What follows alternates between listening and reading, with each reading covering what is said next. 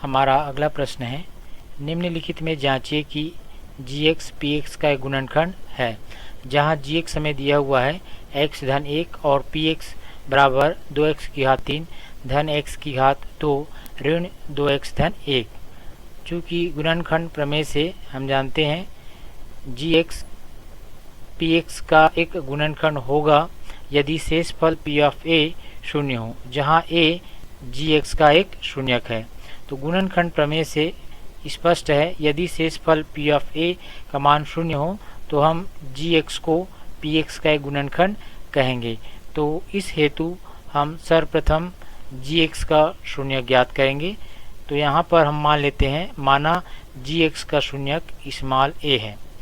यदि हम शून्यक यहाँ पर रखें x के स्थान पर a, तो हमें यह पद शून्य प्राप्त होगा।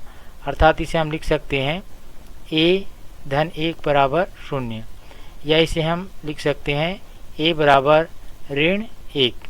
इस प्रकार हमें a का मान प्राप्त हो गया जो कि gx का शून्यक है। अब हम शेषफल प्राप्त कर सकते हैं। तो हमारा शेषफल होगा शेषफल बराबर p ऑफ -1। यहाँ पर हम a का मान निकाल चुके हैं, तो a के स्थान पर हम ऋण 1 रख सकते हैं। तो हमारा शेषफल होगा p ऑफ -1।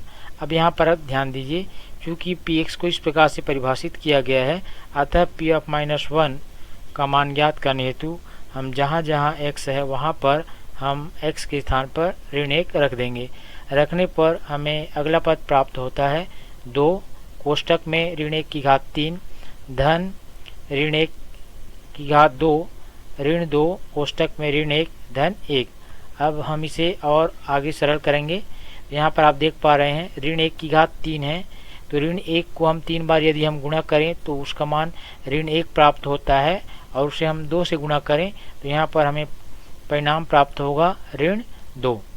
आगे बढ़ते हैं, ऋण 1 का वर्ग यहाँ पर दिया हुआ है, तो ऋण 1 का 2 बार गुणा करने पर हमें धन 1 प्राप्त होगा, और उसे हम इस प्रकार से लिख सकते हैं।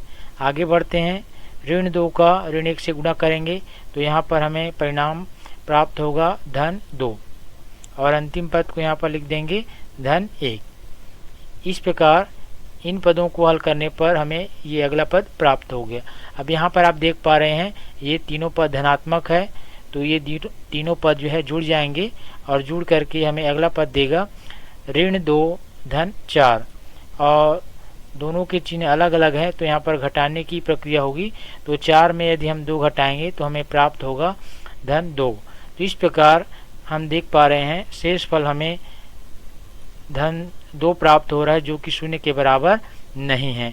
तो ऐसी स्थिति में हम gx अर्थात x धन 1 को दिए गए बहुपद px का एक गुणनखंड नहीं कह सकते।